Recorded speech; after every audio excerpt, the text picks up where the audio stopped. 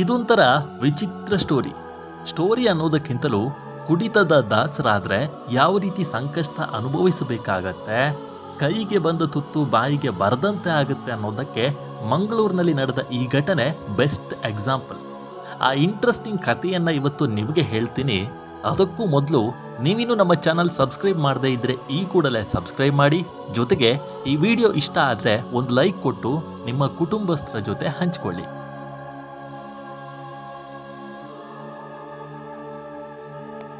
ರಸ್ತೆ ಬದಿ ಸುಮಾರು 10 ಲಕ್ಷ ರೂಪಾಯಿ ಮೊತ್ತದ ಬಂಡಲ್ ಬಿದ್ದಿತ್ತು. ಆತನ ಸಂತೋಷಕ್ಕೆ ಪಾರವೇ ಇರಲಿಲ್ಲ. ಆದರೆ ಆತನ ಕುಡಿತದ ಚಟದಿಂದ ಅರ್ಧ ಗಂಟೆಯಲ್ಲೇ ಅಷ್ಟೂ ಹಣ ಪೊಲೀಸರ ಪಾಲಾಯಿತು. ಘಟನೆ ನಡೆದು ವಾರ ಕಳೆದ್ರೂ ಇನ್ನೂ ಪ್ರಕರಣ ಬೆಳಕಿಗೆ ಬಂದಿರಲಿಲ್ಲ. ಪೊಲೀಸರ ಖಜಾನೆಯಲ್ಲಿ ಮಾತ್ರ ಹಣ ಭದ್ರವಾಗಿದೆ.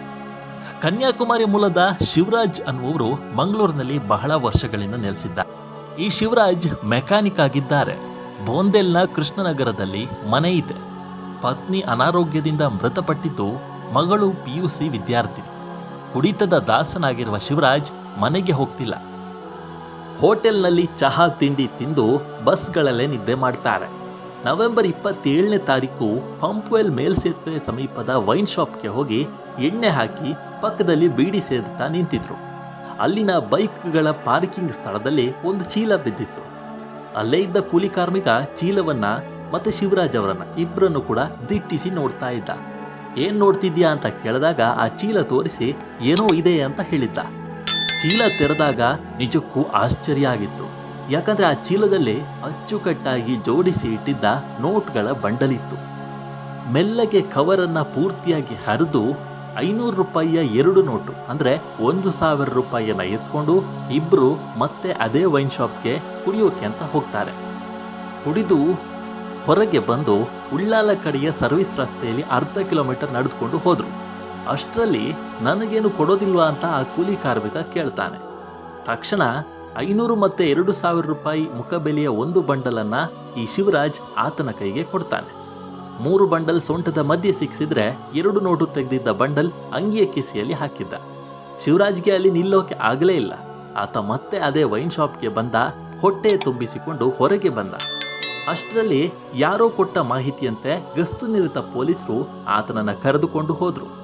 ಕುಡಿದ ನಶೆ ಇಳಿಯುವಾಗ ರಾತ್ರಿ ಆಗಿತ್ತು. ಪೊಲೀಸರು ದುಡ್ಡಿನ ಬಗ್ಗೆ ಕೇಳಿದಾಗ ನನಗೆ ದಾರಿಯಲ್ಲಿ ಸಿಕ್ಕಿದ್ದು ಅಂತ ಶಿವರಾಜ್ ಉತ್ತರಿಸಿದ್ದ. ಒಂದು ಬಂಡಲ್ ಒಬ್ಬಾತನಿಗೆ ಕೊಟ್ಟಿರುವ ವಿಷಯವನ್ನು ಕೂಡ ತಿಳಿಸಿದ್ದ. ಪೊಲೀಸರು ಮರುದಿನ ಶಿವರಾಜ್ನೊಂದಿಗೆ ಬಂದು ಆ ಕೂಲಿ ಕಾರ್ಮಿಕನನ್ನ ಹುಡುಕಾಡಿದ್ರು. ಆ ಕೂಲಿ ಕಾರ್ಮಿಕ ಸಿಗಲಿಲ್ಲ. ಆ ಹಣ ಈಗ ಕಂಕನಾಡಿ ನಗರದ ಪೊಲೀಸ್ ಠಾಣೆಯಲ್ಲಿ ಭದ್ರವಾಗಿದೆ. ಆದರೆ ಘಟನೆ ನಡೆದು 1 ವಾರ ಕಳೆದರೂ ಈ ಪ್ರಕರಣವನ್ನ ಪೊಲೀಸರು ಬೆಳಕಿಗೆ ತಂದಿಲ್ಲ.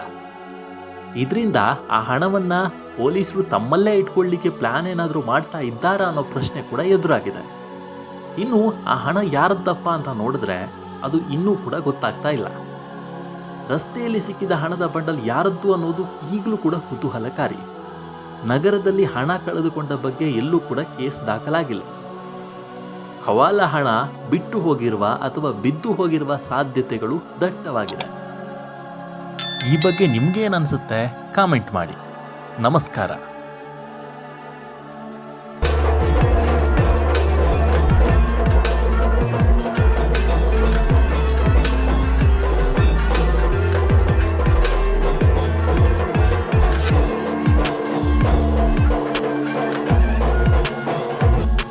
ಸಬ್ಸ್ಕ್ರೈಬ್ ಮಾಡಿ ಕರಾವಳಿ ಕಂದ ಯೂಟ್ಯೂಬ್ ಚಾನಲ್.